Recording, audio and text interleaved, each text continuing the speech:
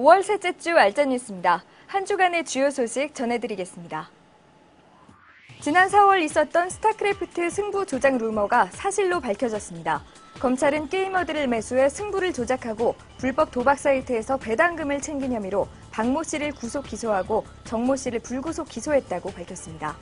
또 승부 조작 선수를 알선한 현직 프로게이머 마모 씨와 원모 씨도 불구속 기소하고 돈을 받고 승부 조작에 가담한 게이머들도 약식 기소하거나 군검찰로 넘겼다고 밝혔습니다.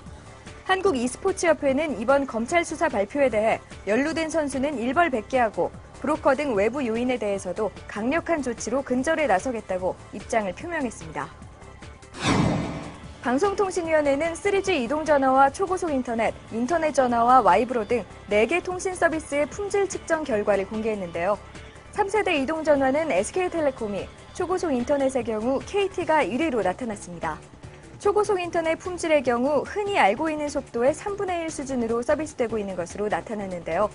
통신사보다 케이블 TV 사업자들의 품질이 낮은 것으로 분석됐습니다. 인터넷 전화는 대체적으로 품질이 우수한 것으로 조사됐습니다. 최근 삼성전자의 휴대폰이 국내외에서 잇따라 폭발하면서 제품의 품질에 대한 소비자들의 의문이 커져가고 있습니다.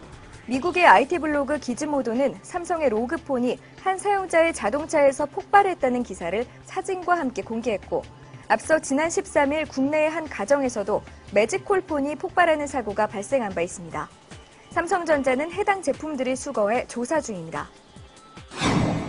아이폰의 AS 정책이 국내 정서와 맞지 않는다는 의견이 지배적인 가운데 사설 AS 업체들이 성업 중인 것으로 나타났습니다. 정식 AS를 할 경우 높은 수리비와 중고폰을 받을 수밖에 없는 불편함 때문에 사설 업체를 선호하는 소비자들이 늘고 있는 실정인데요. 하지만 이렇게 수리한 제품에 대해서는 정식 AS를 받을 수 없기 때문에 주의가 필요합니다. 애플이 앱스토어에서 소리바다와 앱넷 등 음원 애플리케이션을 사전 공지 없이 일방적으로 차단했습니다. 이에 대해 업계는 애플이 자사의 음악 스트리밍 서비스의 경쟁사들을 배제하는 것이라고 추측하고 있습니다. 애플이 올해 차세대 아이폰을 2,400만 대가량 생산할 계획인 것으로 알려졌습니다. 미국 경제지 포춘에 의하면 아이폰 4G에는 LG 디스플레이의 패널이 들어가고 메모리와 프로세서 칩은 삼성전자가 공급할 예정이라고 합니다. 국내 아이패드가 정식 출시되기도 전에 벌써 사기 사건이 발생하고 있습니다. 피해액이 1억 원 가까이 되는 대규모 아이패드 공동구매 사기 사건인데요. 포털의 한 카페를 통해 진행 중이던 공동구매 과정에서 아이패드 실수령자가 한 명도 없었고 운영자와의 연락도 끊어져 회원들이 사이버 수사대에 수사를 의뢰한 상태입니다. 19일 열린 구글 개발자 포럼에서 구글의 안드로이드 운영체제를 사용한 스마트 TV가 발표됐습니다. TV를 보면서 동시에 인터넷과도 연계돼 있으며 인텔과 구글, 소니 3사가 함께 만들었습니다. 미국의 온라인 서점 아마존이 안드로이드 OS를 사용한 킨들을 선보이겠다고 발표했다는 소식입니다. 아마존은 현재 50만 권의 책을 안드로이드 폰을 통해 서비스 중입니다. 그동안 공개되지 않아온 문화유산의 내부 모습을 앞으로는 다음 로드뷰에서 볼 수 있게 됩니다. 다음은 문화재청과 협약을 맺고 문화유산의 외부와 내부를 360도 파노라마로 촬영해 제공한다고 전했습니다. 최근 인터넷에 노출된 휴대폰 번호를 자동으로 수집하는 프로그램이 등장하면서 이를 유통하는 개인정보 거래 시장이 만들어지고 있다고 한겨레는 전했습니다.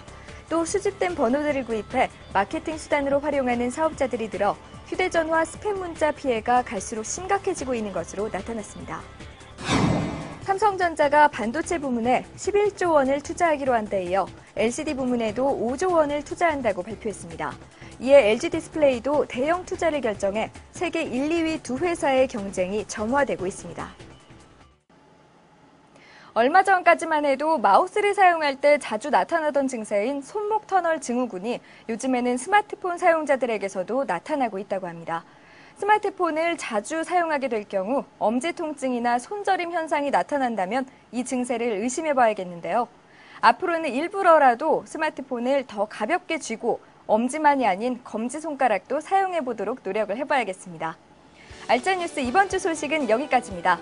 다음 주와 다다음 주는 컴퓨텍스 대만 현지 취재 등으로 알짜뉴스는 6월 둘째 주에 새로운 모습으로 다시 찾아뵙겠습니다. 고맙습니다.